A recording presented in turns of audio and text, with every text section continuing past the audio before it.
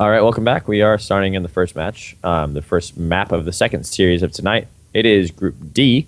It's going to be a Zerg versus Protoss, so not the mirror matchup we saw last time around. We are on Ohana, and we'll get right into the player introductions. Spawning in the bottom right corner, he's repping that pink. I guess Protoss players like pink. He is your Protoss player. Just gaming dreams. And in the top left corner, his opponent, starting off with a hatch first build at 13, actually, which is a pretty early hatch. He is your green Zerg. Infinity Gaming North America, OldManSlum.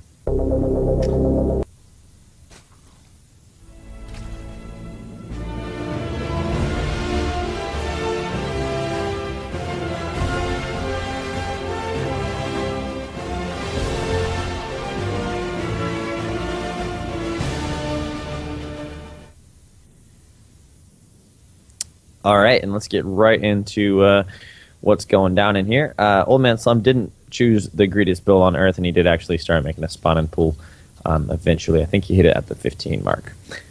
He is sending his overlords across the map just to get a good view of what's going on, and he also drown scouted just to make sure there were no shenanigans early on from the pink Protoss player.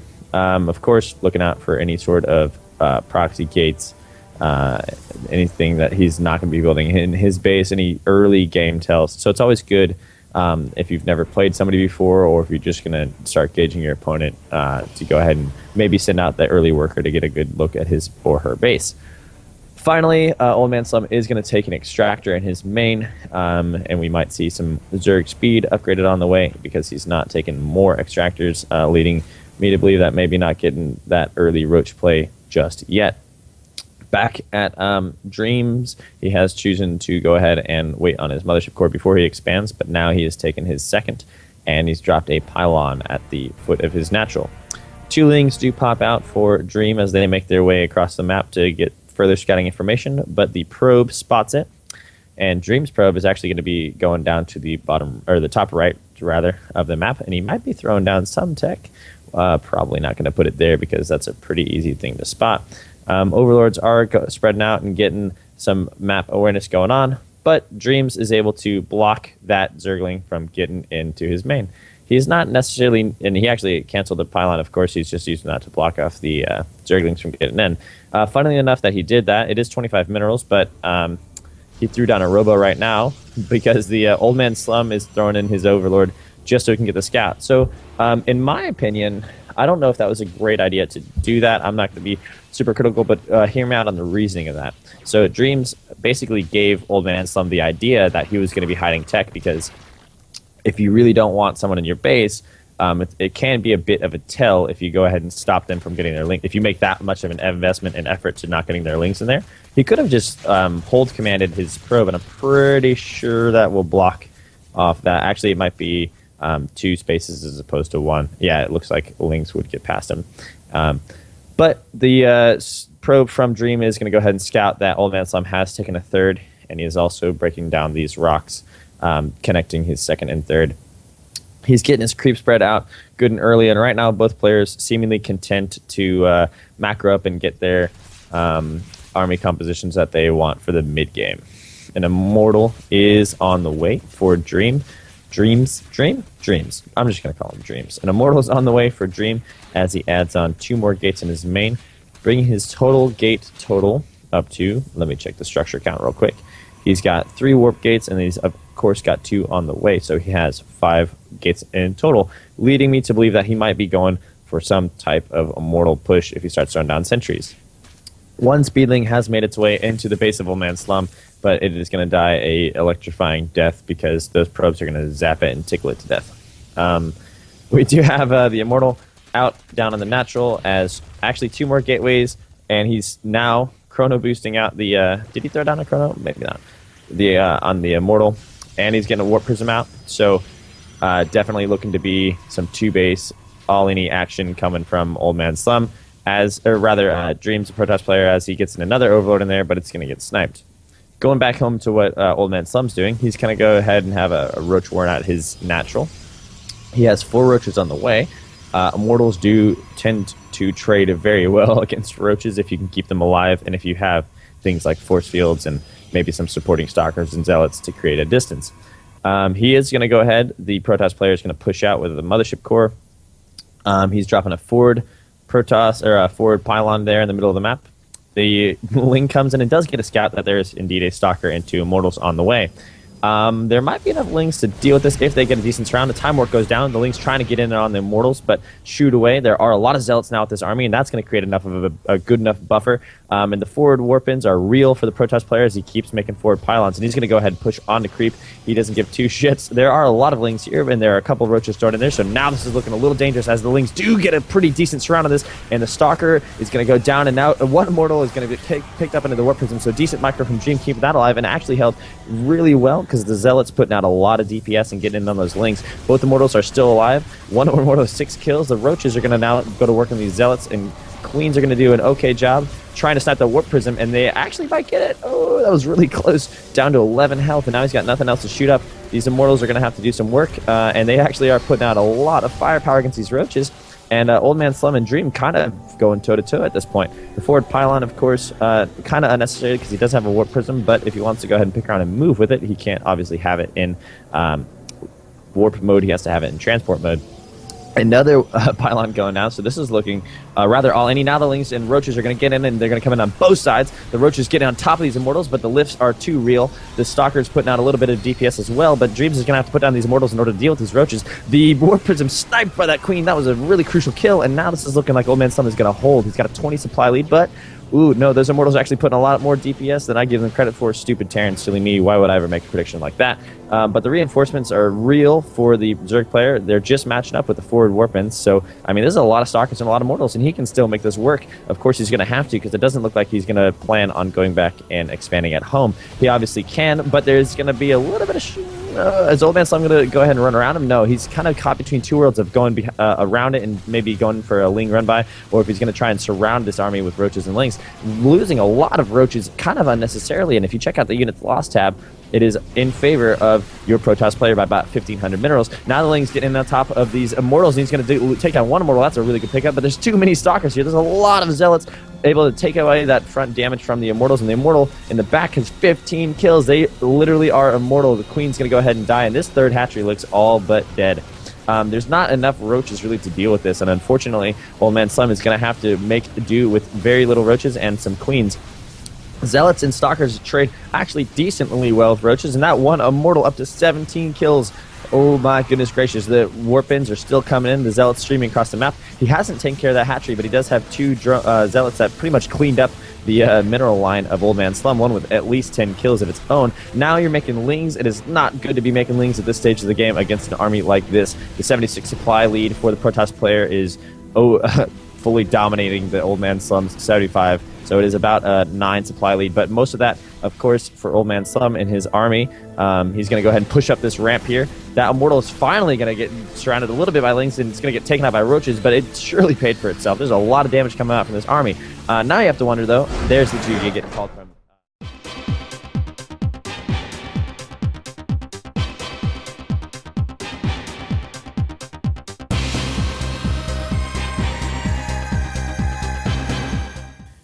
All right, hello and welcome to Akalon Wastes. It is the second set of matches. It's a PvZ. It is Group D for our Challenger League, so that's Diamond and Masters. These 2 are Diamond players, but certainly showing off a lot of skill in that first match. And we're going to go ahead and get right into it with our introductions here in the bottom right corner. He's down 1 game, trying to get back into it and exact some revenge on his Protoss opponent. He is the Green Zerg.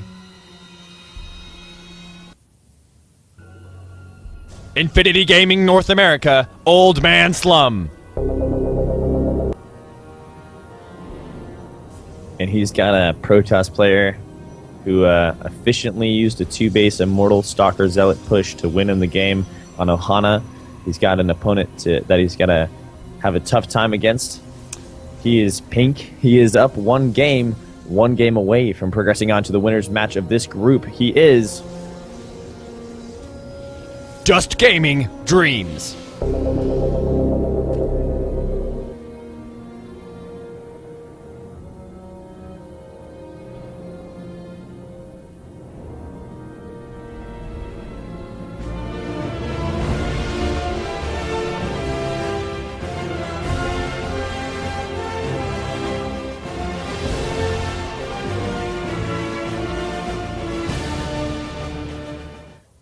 All right. No shenanigans as of yet, but we do have 2 gases taken for a Protoss player, although he has not fully saturated them. But that would have initially led me to believe that he is playing this maybe a little bit safe if he wants to get out some early heavy units to defend against any sort of shenanigans and funky openers from OldManSlum. He is going to go ahead and take a Nexus down there in the bottom of his natural, and of course look to go a bit into the mid-game play. OldManSlum already has his second hatchery up and running. He does start speed. He used speed last game, and he's taken his workers off of his gas, so now he's going purely into that mineral. He does use the queen on the low ground to put out a creep tumor first, as opposed to hitting an inject.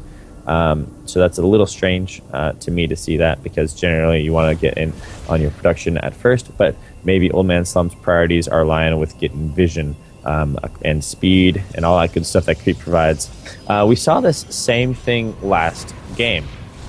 OldManSlum sent 2 lings across to try and get into the main, and Dreams threw up his pylon to go ahead and block that from getting in. Of course, only costing 25 minerals, and he does have a Stargate in the back, so that is what he didn't want him to see. It was different. I think now I'm getting the hang of why Dreams is doing that. Of course, he's keeping OldManSlum guessing, because last game he hit him with a 2-base Immortal push, even though OldManSlum was able to scout the Robo with his Overlord.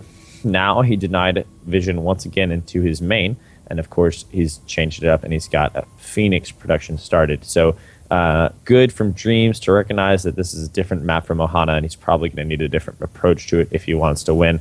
That is the sort of flexible and dedicated attitude you need to make it far in a competitive tournament setting. The Speedling does try and get up again, and once again Dreams is going to go ahead and throw down another pylon. So with that, OldManSlum's Overlord is now going to start making its way into the base, and we'll see if what does he have to stop this? Nothing, really. His Stalker, well, he already has his Phoenix out, and so OldManSlum knows that Phoenixes are being made. At least one has been made to deny those Overlords from going across the map. If we look down at OldManSlum, he's got a Roach Warren that is close to finishing, and he also has a third that he's taken. He's also taken 1 gas on his natural and fully saturated the gas in his main. He's actually bringing his Overlords home, and I really like this play because now he knows that Phoenix is there is at least 1 Phoenix on the field. And so if you look at the mini-map, all the green dots that are OldManSlum's Overlords are making their way back to the creep spread and the safety of Queens. That's really funny. The main is blocked off from Dreams because he let that pylon finish, so he's going to go ahead and not get the minerals back. So I don't know if that was of course a mistake, but I don't know if that was something that he worries too much about, or he was just maybe a little frustrated with himself. Creep spread is coming out a little bit good for OldManSlum, as this Phoenix is going to get a decent look at what the army is if he goes the other way, which he does, and he sees the Speedlings and he sees the Zergs, or the drones transferring to the third, so he knows there's a third there, even though he has not seen it physically just yet. He is pushing out a little bit with some sentries, 2 zealots, and a stalker, as well as his mothership core. Let me see if Warp Gate has finished. Warp Gate has finished, so he's going to be able to forward warp. He's going to warp in forward reinforcements with those forward pylons. The creep spread is getting pretty far up the map now. He's going to push his Dreams with this little force at the start of the match. Lings are going to make their way back. They were poking and prodding at the natural, but now they're going to come and try and get us around in this. But with the Zealots and Sentries, it's going to be tough taking out this entire force. This is funny because this is at minute 9:30, and this is not the biggest army from our Protoss player, but a Time Warp and Force Fields go down, trying to get as much of a good engagement as he can. Another Time Warp, maybe not the best one. The Mothership Core is going to go down to these Queens. The Lings are getting in on the Zealots, pretty decent surrounds, and now the Roaches are able to get on top of this army, and the engagement certainly going initially by way of our Zerg player, but with the lift from the Phoenix providing that extra little bit of advantage to Dreams. Now Zerg is going to go ahead and consolidate and bring his forces back. No lost mining or anything like that from OldManSlum, so all in all a victory in that respect. But he is supply blocked, and there are more forces from Dreams. He's going to try and make the Dream work, as it were. Anyway, pushing up with Stalkers and Zealots. His Zealots are behind the Stalkers a little bit, trying to get in on these Roaches as the Lings come back and are just absolutely incinerated by these Stalkers. But these are a lot of Roaches. This is a lot of Stalkers as well. Lift coming in from the Phoenix, and the Roaches are trying to get in on top of these Stalkers. They do trade a little better than Stalkers. A Stalker goes down, he's going to have to micro these units back and not risk losing all of them. The Phoenix is still lifting. Do you even lift, bro? And he's going to try and get a surround with these Lings, and the Stalkers is finally, he's going to be able to push back this attack as more Stalkers are going down. Dreams is warping in forward Zealots. I'm not sure that that's the best idea, as they're going to instantly get cleaned up. Of course, he doesn't want to lose the gas investment in the Stalkers, as little as it is. He doesn't want to lose, this big of an army on the other side of the map. He lost his Mothership Core, so of course, with that, the recall ability. I'm not sure if he wasn't paying attention, but there's the GG called, so 2 bases.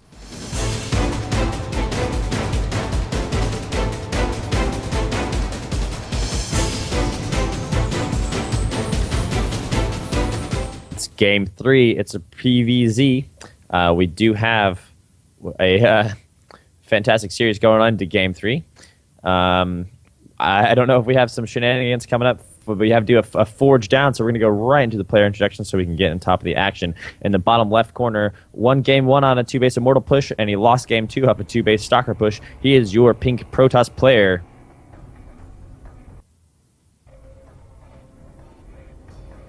Just Gaming Dreams.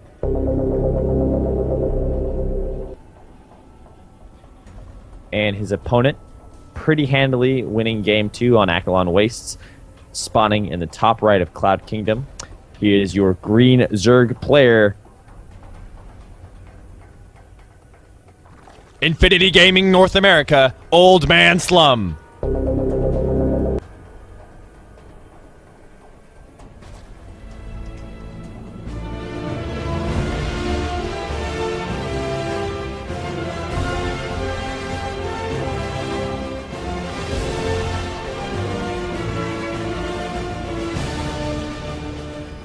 So already we have a difference in build order coming out of Dreams. He is going to go ahead and forge fast expand and go right into his second Nexus before he even gets a gateway up. It looked like he might have been cannon rushing for a little bit there as he held his scouting probe around the natural of OldManSlum for a little bit. But that might have just been him forcing out an early pool as opposed to an early hatch, which we have seen from OldManSlum in both games, which is hatch before pool. This time it is the opposite, as there are 4 Lings on the map, and 2 are going to go ahead and start to try and work on this scouting probe.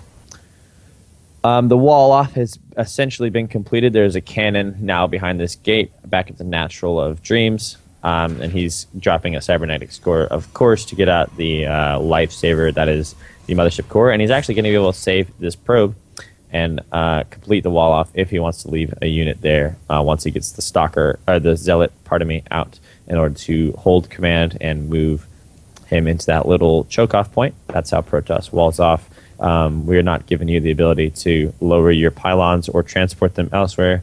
You're going to have to figure out some nifty ways to create wall offs. You've got force fields. You don't need to be able to lower your supply depots.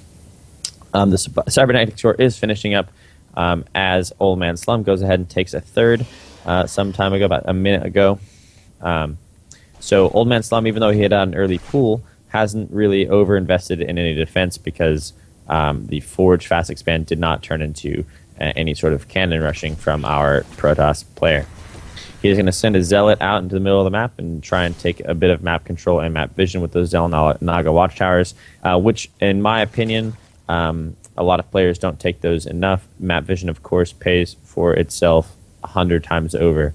It doesn't matter what type of economy you are wasting. I mean, of course, you don't want to send like 6 probes to 1 tower, but it is almost always worth the investment of like sending you 1 unit to Xel'Naga Tower just to get some handle of the game. We do have a probe going up here in the top left for Dreams. Might be looking to hide some tech, and by way of like a Dark Shrine or something like that. And we'll see, and we'll have to come back to him because currently he's just sitting there doing absolutely nothing. I think he's trying to hide from like actually doing work. Like he's what the probe that I would be in real life, where it's like, hey man, you should probably start mining some minerals right now. And I'd be like, nah, dude, I've got to go. Boss said I got to go make a I got to make a forward pylon. The guy's like, are you sure? I'm pretty sure, you're not supposed to be making forward pylons. We need you back in your mind. And they're like, nope, gotta go make he needs a dark shrine up here. I'm pretty positive. And then I'd just go chill in the corner of the map and do absolutely nothing. So that's the Tyrannus probe there in the top left. Trademark it. You can start talking about it that way. We do have a Roach Warren going down for OldManSlum, not really straying away from that Roach play that won him the second match. I'm not going to say it won it for him handedly because it still was a rather close engagement. But we do actually have a forward pylon go down from the Tyrannus probe in the top left of the map there as 4 speedlings make their way to get us around on the Zealot. And he's actually going to be able to survive this one, so they're not going to go ahead and take him out. There's a Stalker here putting the wall off, so these lings are probably going to die a cruel death if they want to keep poking around. Now a bunch of lings are to come in. That Zealot still going to keep getting some kills, though. He's in the corner there at the Zelnaga Watchtower and getting a couple kills before dying in a poof of whatever the hell type of smoke Protoss poofs into. We do have a slight supply advantage for OldManSlum by way of lings and drones, and there is an immortal on the way for Dreams, going back to the unit composition that won him the first game. If we take a look at the unit composition now, he is actually including sentries into his composition, a bit more open space and Cloud Kingdom in certain areas, so I can understand why he's doing that. And he is, of course, getting some immortals on the way. He does have 45 probes, and let's see if he's producing any more. He's stopped producing probes. There are 10 roaches on the way for OldManSlum, and he is supply blocked after losing that Overlord that scouted the second. So we do have the push coming out from Dream at 69 supply and 10 minutes. He's got a bunch of sentries, 2 immortals, and a stalker. That Ling is going to scout it, though, so we'll see if the response from OldManSlum is to make more roaches, or we'll see what else he's going to do here. The Lings are going to go ahead and try and get a feel for where this army's at. They do end up finding out that there are plenty of stalkers, sentries, and immortals with this army. The forward pylons are still making, and this is Dream's tried and true, it seems. The 2-base push, which I correctly predicted, look at me go, is coming. There are a lot of roaches here, and if he takes this fight on the ramp, it might not go in his favor, but he does, of course, have those sentries to be able to control the distance and a little bit. Spine call at the top and some force fields going down.